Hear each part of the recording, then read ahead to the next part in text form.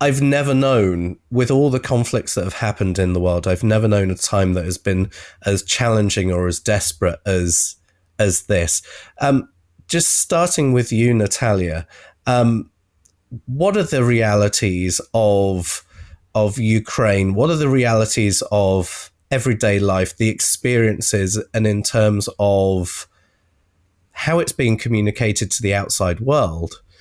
Where are the gaps? Where are the stories that are not being told?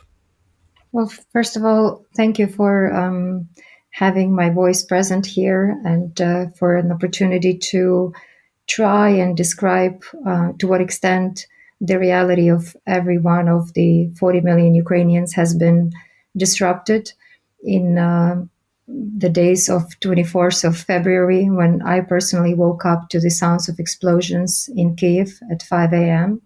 And by pure chance, had an opportunity to leave Kiev, to flee Kiev, and to undergo the experience that so many Ukrainians had to live through since then, leaving your home, leaving everything behind, and not knowing when you would be able to come back. And many more people, unfortunately, not just had to flee their homes, but have been, brutally killed or wounded or injured. As of today, the reality of war is such that 183 children have been killed by the Russian soldiers. 342 were wounded, and this is not counting the cities that are currently under the siege. It's the level of brutality of hitting on orphanages and hospitals and residential areas since the very first day of this war that has been taking place now for 47 days. That's been so hard to take on the Ukrainians because we had our, relatively peaceful life, with the war only being in the east of Ukraine and Crimea being occupied, of course, for the last 8 years. But there was this feeling that Ukraine is growing and reforming and changing, and people had dreams and enterprises were developing, and all of that has been, brutally disrupted. And people's lives have been shattered. As many of you know, over 4 million women and Ukrainian children had to unfortunately flee not just their places of living in the central and eastern and southern part of Ukraine, but also flee across the border. So now they're welcomed by many of the European states and elsewhere in the world because of the atrocities of this war that are being discovered to us every single day are horrendous. When the Russian troops retreated from the Kiev region, what we saw, the number of people with tied hands behind their backs that were killed, the number of women whose witness accounts keep coming that were raped, the number of houses that were brutally looted. Those are now over 5,600 cases of war crimes that are being documented. And we all can only hope that every one of those responsible will be brought to justice and to the responsibility for creating this tragedy in the heart of Europe in 21st century. We work in an industry, in a sector where information and storytelling is used to motivate people, is used to bring outcomes, etc. But what we're seeing in this almost non-stop pouring tap of information, of these stories, these first-hand accounts that are coming out, is brutality, tragedy, heartbreak. There isn't a moment where, as a human being, regardless of where you are in the world, that you don't look at this and go, this is not only wrong, but the sense of bewilderment is enormous. And from me, my family, and things that we've experienced through generations and having to move from country to country to country, there's an element of the stories that get carried on, and the brutality of those is handed on. This is a multi-generational thing. I hope people don't think, okay, once there's a ceasefire and everything and a cleanup, then, life will just go on. This is going to be generational? Unfortunately, yes. And I can tell you that I probably till today am, in a state of shock because I, like many Ukrainians, we've seen this before. So this already has happened to our families, 70, 80 years ago. My dad is living in Lviv, Ukraine right now. He's 85 years old. He'd seen bombs and he had to go to bomb shelters when he was a child. His childhood was disrupted because my grandma and our family was arrested and sent to gulags in Siberia by the Soviet power in their own day. And the fact that right now in 21st century, all of the trauma is being inflicted again and again and again, that you're absolutely right. It's going to have repercussions, again for years to come.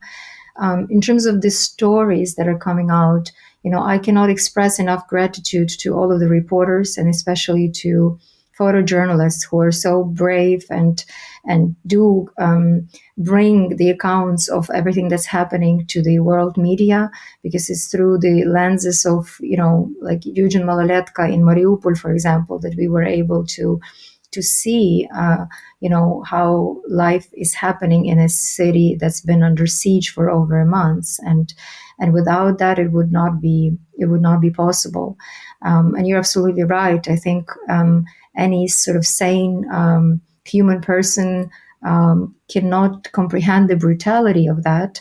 But unfortunately, as a researcher of the Russian media and the Russian propaganda. And I've studied the Russian TV air for over 2 years in 1718, and have contributed to kind of studying their methods for the last 8 years as part of my work for UCMC. I can tell you that they've been dehumanizing Ukrainians for years so that brutality of the Russian soldiers right now would become possible. They've been saying derogatory things. They've been devaluing everything that we stand for as human values, not just European values, but human values. And they've been setting the ground for it. So the atrocities that we see right now in Borodyanka or Bucha or Irpin, they have not happened overnight. The ground for them was laid out when Ukrainians were called as people who should not exist, when Europeans have been called many times as people who are decadent, that should be fixed. So if somebody gets this level of, their superiority thinking, this is how they manifest themselves right now in such a brutal way. David, if I could bring you in at this point, there's no two ways about this. This is one of the most challenging events of the now and living history, and will be a mark on humanity for a very long time. Not only those who have instigated this, but also from the point of view of how the rest of society, how the other countries, how other citizens of the world relate to this and deal with this. But part of that also comes to how the information is handled to get it to them. So David, just explain what's happening at the moment. Yeah, thank you. And thank you from my perspective, too, for this opportunity to talk and introduce you to Nataliya. Some of you may have read from her before. In fact, my decision to get involved with this stemmed largely from an editorial that Nataliya wrote in Provoked Media.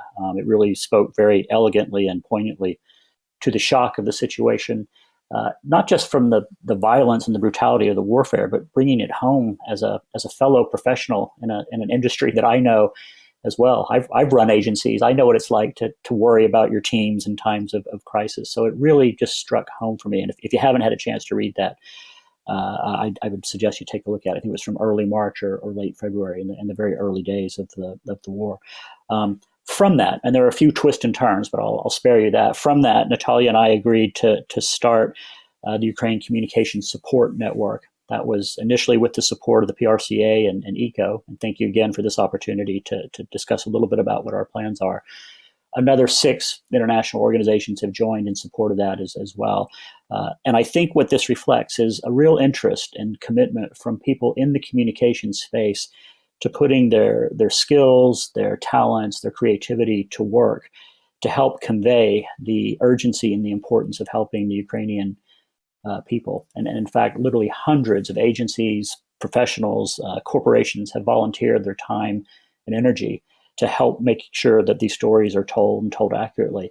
And in fact, there were actually too many for us to manage at first. So the first thing we've tried to do is create a database of ongoing projects, partly just to showcase what is being done, partly to inspire others in other parts of the world to replicate that, or simply to amplify the messages that are already, the stories that are already being told. Every retweet counts, every share, every like counts. It brings the story to life elsewhere. I think a challenge has been for us, and Nataliya kind of predicted this when it started, is that these events aren't moving in a linear fashion. So we have to deal with several different information challenges at once. Initially, there's a lot of effort on countering propaganda, misinformation from the Russian military. That hasn't changed. We still have to keep our guard up against that. The emphasis shifted as frankly as events on the battlefield shifted to raising support and awareness for tactical first aid for people needing tourniquets and medical supplies literally on battlegrounds. Then there was the need for humanitarian support for people both in the Ukraine, around Ukraine. That is an ongoing and need. And now I'm hearing from people looking to the future, and this might seem really surprising, but I find a message of hope here. People are already thinking about what will the infrastructure reconstruction look like? How will we make a future Ukraine? How will we rise up from this? And that, for me at least, is inspiring and a message of hope. And you have to counter that with all the other information arenas that we're countering. So for me, it's been gratifying to see how much support has come from the community. It's been challenging at time, I think, for us to get it focused in the right direction with the right energy. But conversations like this are essential. And I hope if people take nothing else away, it's to go back and look at what's already being done, look at campaigns like We Are Ukraine. We might hear a little bit more about that. There's so much good information that just needs to find new audiences and new ways of applying it to the situation as it evolves. So with you both coming together on this project and being inspired by Nataliya's piece that you read, what was the first conversation like? What you're looking at this big sea of challenge. How do you start mapping need? Nataliya, maybe you could take us on that one. Well, I think from the very start, from the Ukrainian perspective, it was very clear that Ukraine does not have everything to win this war, and we cannot do it alone. So I think those are kind of the two circumstances that we are confronting and encountering every single day. Resilience-wise, motivation-wise, bravery-wise, Ukrainian armed forces, Ukrainian territorial defense, even Ukrainian people, I think, have it all. Because if you see Ukrainians, stopping tanks with their bare hands, or people coming out to raise their own spirits in cities under the siege, this is tremendous. And I think with all of the equipment that we have, Ukrainian armed forces are doing, the miracles of defending our cities and our civilian population as best they can. But at the same time, the first and foremost plea from Ukraine was to either help us equip better so we can win this war, or, they were even originally pleas to help and defend our skies so that those humanitarian corridors can begin working, because it became very, very clear, I think at the first week or 10 days of the war, that Russia is going to just ignore evacuation agreements and corridors. They've been shelling the roads through which the evacuations were taking place. So there was no way to protect the civilians, basically. So the first one is to help equip Ukrainians who will fight this enemy, and in this way help to defend not only ourselves, but the rest of the free world. And I think here we've seen remarkable response from the world, mostly, I would say more bravely, from the Baltic states, from the Eastern European states, who very clearly understand the threat, who've been as part of the Warsaw Pact. They understand the nature of Russia, who is not going to stop over Ukraine, who not only wants to exterminate us as a nation, but will go further and will attack further, will be the aggressor overall. And then the second one was, to get the level of political condemnation of the Russians' actions and to take the businesses away from Russia. So basically increase the cost of this war for Russia to the extent where they cannot finance it anymore. And that has been, I think, the second very big priority from our stance, because I even appealed in my letter to the industry. If you work with Russian clients, stop working with Russian clients. Stop helping them to wage this war against a sovereign and democratic and free nation. That you have to take a stance. As a business owner, I understand it hurts everybody's profits, but I think there is time when you have to make a choice on which side you are on.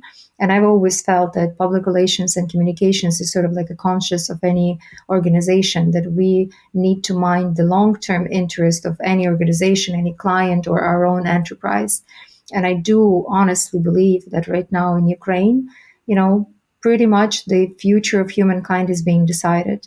If Russia gets away with this, if they go unpunished with everything that they've done, I don't think anybody anywhere is ever safe, because the methods of their war are simply unacceptable, I think, to the civilization of the 21st century.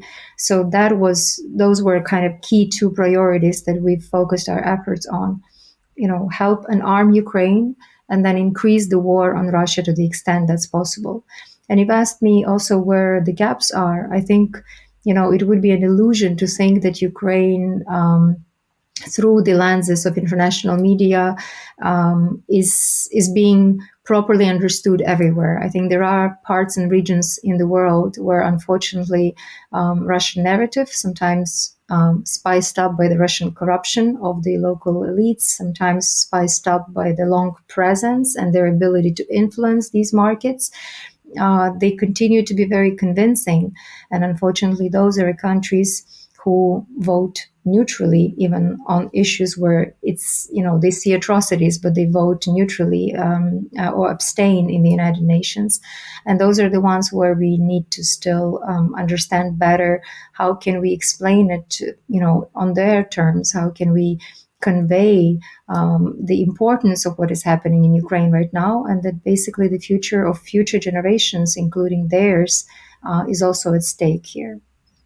I think there's certainly been something that we've seen in terms of an eye-opener as to just the level of misinformation, and just the propaganda doesn't start overnight. Propaganda is a long-term strategy, and as you've already mentioned, Nataliya, we've seen this going on for a very long time, just seeding this misinformation. It takes me back to the book The Wave, which is all about just seeding, and then bringing changes, and then no one sees that it's problematic at all. Sorry. And I've seen some countries that I was incredibly surprised by their reaction.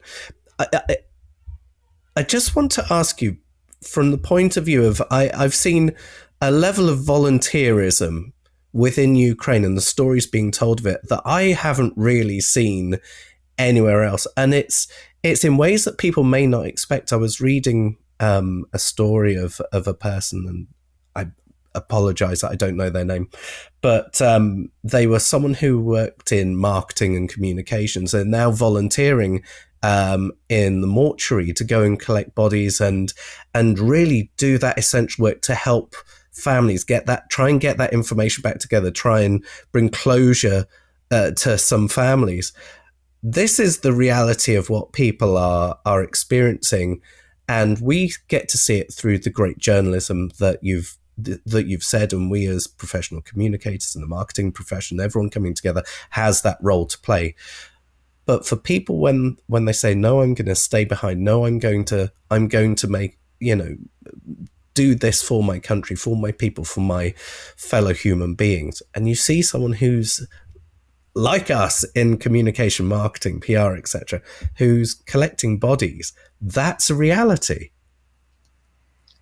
Yes, I always say that any reality is always stronger than whatever words of propaganda, because in that end, I think when Russia thought that they could, via propaganda, somehow win over the hearts and minds of Ukrainians, well, the war has already showed and exposed, what Russia stands for as a culture that produces, one monster leader after another and one that is worse than another. And that is the reality, and that reality beats whatever can be said via TV or social media or whatever. In terms of the level of volunteership, to me, it's not surprising, at least in Ukraine, because I've seen that since the Revolution of Dignity, when the Ukrainian nation rose up, to the challenge of ousting our dictatorial and pro-Russian former president. And I think this was the time of truly like the awakening of the nation, where we felt that no, democracy is an everyday task. You have to defend it as an active citizen all the time. And what I see now, I think, even though it's extremely painful and we should not be paying that price for it, but I think we see the awakening in the world too, because look at even all of the communication associations that are now supporting us. David is taking time of his personal life to do this together with me and so many others. I am amazed, by the level of response and support we're getting globally, because I think people understand they have a stake in it. They have an interest in this world being profoundly better, morally stronger, more transparent, more ethical. It seems like all of the rules are, changing, and some of the dark places in financial systems, in the corruption, in different, so many different areas, they're being lit up. And I sincerely hope that after we win this war, this world is going to be a much better place. It's going to be a very different. There will be different frameworks that will govern it, because we so badly need it. And I think it's going to take a citizen everywhere in the United States, in Canada, in India, or South Africa. So that's why we need to appeal to so many more people to understand what's happening. So, David, if I may come to you, this isn't just thought-provoking. This is pulling at our hearts, because we know this is the right thing to do. We want to do something. What are our next steps? Well, I was going to say, just back to your earlier question, what were the first conversations like? They were quite emotional. Nataliya, you might recall, we have several other colleagues on our steering committee that are in Ukraine or recently escaped Ukraine. And we had to spend some time just processing as humans what they were telling us, what their real concerns were, worries about their families, their colleagues, whether they'd have an office to go back to. So it took me, at least as an outsider, some time to realize this wasn't just another client briefing, another crisis to deal with. This was actually happening in real time. So it took us a few meetings to get through that. I think two illustrations of what has been great, and then I'll tell you one thing that I'm concerned about, and I hope that we can come together to solve. Just one example, one of the programs we're trying to bring awareness to and help amplify is something that Nataliya mentioned. WeAreUkraine.info, I think, is the website. It's an English language website that gives you up-to-date information on a range of topics about what's really happening in the country, along with resources that you can share, you can use, you can bring into your own conversations, your own social media feeds. That was born in Ukraine for the world, and I think that was a great idea, and I want to make sure we keep shining a light on it. A second, just one of many, and this happens to come from an agency that I know, was a counter-propaganda guide, a toolkit for journalists, for policymakers, for politicians, to understand not just the stories behind Russian propaganda, but the kinds of stories that win in the marketplace. So it's not about coming up with counterfacts or numbers. It's more about, these are the types of stories we need to tell about resilience, about love of country, about future of democracy. These are the types of stories we need to tell. And that was born independently, but the two projects together are really quite powerful. And that's why I'm hoping people will just take stock of the types of resources that we're trying to make available and trying to help foster collaboration.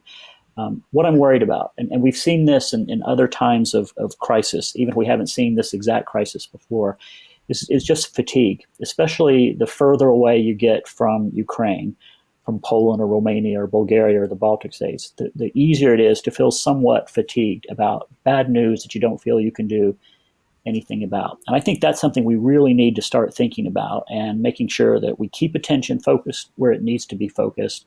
But we find some good news wherever we can about resilience, about the future, and start to tell those stories as well. And just remind ourselves that this story won't pass with the news cycle. As you open the conversation with, this is going to last for generations. As Nataliya said, it could be a crucible in which we make a better future, but it's going to take a lot of work to get from now to that future. So I'm hoping if people haven't heard about our work or other work in this space, that they'll take this moment to do a little research, see what they can do. Again, you don't have to come up with your own award-winning campaign. Just helping us amplify the materials, the resources, the ideas that are out there, and bringing it into your own conversation, your own understanding, is a big step. And doing that over time, I think, is where we need to work together to make sure we don't lose focus. I think that we, and disagree with me or agree with me, I'd love your perspective. I think that very often when we look at these needs as corporations, as organizations, as independent practitioners or boutique agencies, we look at these and we go, okay, how can we have our stamp on this? And how can we, almost co-brand the ownership of this? For me, I think it's important that people certainly feel that they are involved. But for me, and this is down to everyone individually, for me, this isn't the time to just put a Ukraine flag and have your logo next to it. It's actually to have meaningful action. And that's essential. I've seen more than once on social media channels, and it's not necessarily people working in communication or our space at all, but organizations that have made a donation, and Godspeed to them for making a donation. But I don't feel that this is the time for a branding exercise and to talk about alignment. This is the time to put others first. And sometimes it's that silent off the side of a desk work that you do whilst you're still doing your everyday today that doesn't need to dilute the main mission, because every time you go and make it a branding exercise for your organization, that is a space that is taken up that is an opportunity to tell more of the story of the people who are being directly affected by that. So that's first thing. I'm not expecting that to be a discussion point. I think we'd all pretty much agree on that. But let me just tell you, just down the road from here, I went out for a walk after a networking session, and it was a very intense networking session. It was a great business meeting with local people talking about local issues. In that room, there couldn't have been more than half an hour of the 2-hour session which wasn't dedicated to Ukraine, and it was completely heartwarming, with people working in the resource sector, people working in tech and engineering and agriculture, and we're all having that conversation. But as I walked away from there, I'm walking down the side of the South Saskatchewan River, I look over to my left and I notice a museum that I've been intending to go to for such a very long time, and it's Canada's National Ukrainian Museum. It's right here in Saskatoon. We have a large Ukrainian community, and I'm very proud of that fact that it's here, and we are operating with open doors as far as the federal government and policy goes. But as I'm walking down here, I'm reminded of that fact, I should say, that I've got a different perspective here because of the size, so far from Ukraine, but with a large Ukrainian population here and the generations, and you can't move 6 feet without hitting a pierogi. It's a fantastic thing.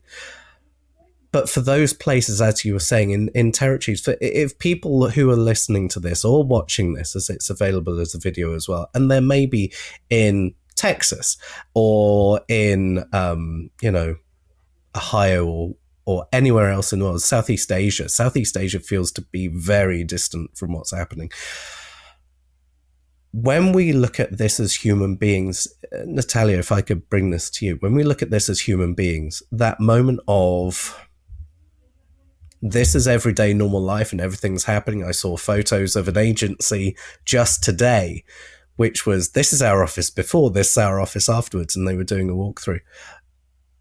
What do we say to people as human beings that doesn't go beyond the pale for some of them, but brings them on the journey to go, okay, This is what we're feeling. This is what we're experiencing as people who would go to an office that is no longer there. This is what's happening to our families. Well, I think first of all, I just want to say that when I visited Canada for the first time 20 years ago, I thought it's almost like coming home, because every fifth person in Edmonton that I was meeting was, as you say, Ukrainian. And it truly does make a difference when there is a large presence of the Ukrainian community, or there is a big history that connects societies, and it's very different when it's not. And I think there is this process of now so many people in different societies being all of a sudden more interested in, where is this Ukraine? What is this Ukraine? What do these people stand for? Where does their bravery or resilience or these reactions or this courage is coming from? And to that end, I do encourage people to try and read more of, Tim Snyder's, work on Bloodlands, and on how all of these countries, from the Baltic states towards the Black Sea, unfortunately have had very victimized histories, and have suffered, from Russia for such a long time that they in a way are prepared, more immune maybe to what is happening, but you cannot have immunity against that level of brutality. I think you need to read and understand what hunger means for us, because when Ukrainian cities right now, Ukraine is known as the breadbasket of Europe. And now in some cities, people are starving. They've been starving because the supply lines have been cut. So what does it mean to starve in a nation that produces so much of the world's grains? You can only understand if you read Anne Applebaum's Red Famine, of Ukrainians losing millions of Ukrainians in the 20th century. So for us, it's like to relive this horror of everyday life of millions of people whom we already lost in the 20th century. When you think of what we're experiencing right now, and knowing how brutally Russia not just has provided spies and these residents that create trouble, not just in Ukraine, but in so many other places, like the United Kingdom with Skripal's cases and with Litvinenko poisoning and everything else. Again, read Serhiy Plukhy's work, A Man with a Poison Gun, or his work on Chernobyl, to just understand, the thinking behind the system that can be so brutal. Because without it, you don't really have immunity to even withstand and properly, react to it. But on a people's level, I think, we've lost touch in our team with our colleague who could not have evacuated her mom from Warsaw by Kiev for over 10 days. So imagine every single day calling every person every relative that she may have come in contact with, and not knowing whether you're going to hear that she's alive or not. And she's like the kindest person of anyone you've ever met. And for like over 10 days, we didn't know if our Vasilina is even alive. And when she came out, it was like this biggest, celebration of our team on Zoom, when we finally were able to meet and see again that we are at least all intact. What it means for me to think that 46 days ago, we were planning an event in Kyiv in our office, talk to our clients and partners, and now all of my colleagues are in maybe 10 different countries, very different locations, and that even the resource that David has referenced, weareukraine.info, it was being put together in between evacuations, looking for missing colleagues, crossing multiple borders, bomb shelters, doing things that normally no one was ever prepared or born to do, you would say, in the 21st century. For us to be able to try and focus on the work that we do for Ukraine, but every time when I open my phone and look to the Telegram channel and I see, somebody like this mom of Vera Mokovi, who had to write on the back of her daughter the coordinates of herself and the relatives just in case she gets killed. I mean, this is 21st century, people. This is after Holocaust, after Second World War, after everything, every single lesson that we should have learned, from these past times. And we thought we would live differently. We never thought that we would encounter all of that again.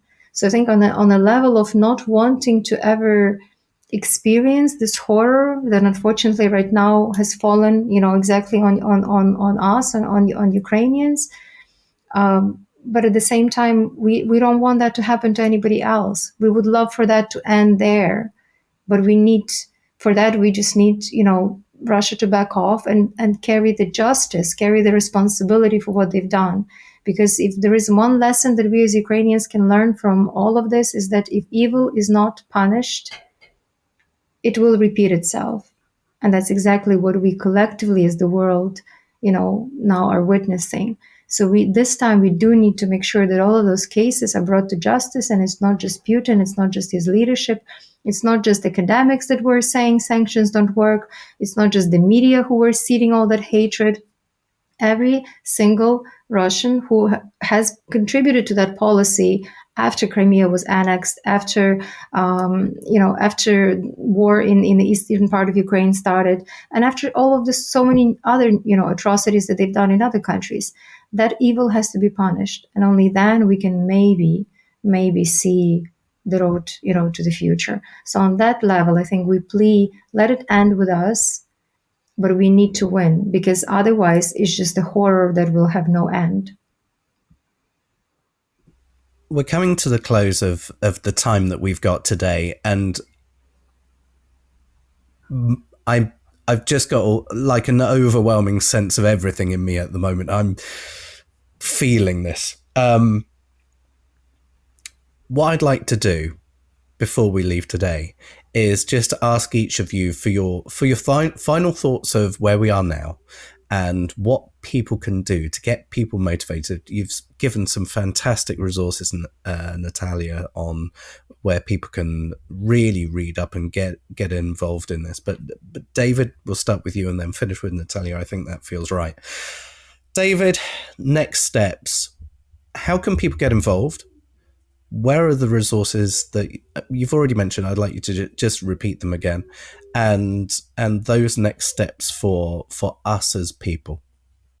Well, I think tuning into this webinar was a great first step. So I'm really grateful for everybody who took time to do this. I'm sure it'll be recorded and shareable. So if you got something from it, I hope you would share this with your networks and your friends. The easiest thing I can suggest, just follow the hashtag #UkraineComSupport. That will link back to the various resources that we're trying to profile. We're issuing video dispatches, ideally from Ukraine, from Ukrainians, to give a firsthand situation analysis from communicators to communicators. So that's a good hashtag to follow. I know many international organizations are supporting the project. If you can't find resources there, go to the PRCA website and you'll see where we're beginning to document as much as we can. And just on a personal level, I'd say stay interested, stay focused on this. I know it's easy to get distracted by other things, especially when this doesn't feel like it's impacting you firsthand. But as Nataliya has eloquently said, this is affecting you firsthand. We talked about places where maybe the foreign policy directed to this war it's neutral, and that's shocking to us that anybody could be neutral in this setting. One of the things we're trying to do as communicators is understand the history, the setting, the context of this war in their setting, and from their perspective. So that, again, as we engage, as we communicate, we understand kind of what the stories are in their minds and how we can begin to come up with ways of finding common ground. So that's something you can look forward to from us, I think, as a project. We're looking for specific communications projects to specific markets. But for now, as an individual, please just stay interested, stay tuned, and stay engaged. And like I say, every share, every like, every retweet helps. It brings a message to somebody who wouldn't have seen it without you, and they probably will feel more positively about it because they like you and they want to see what you care about. So please keep sharing. And Nataliya.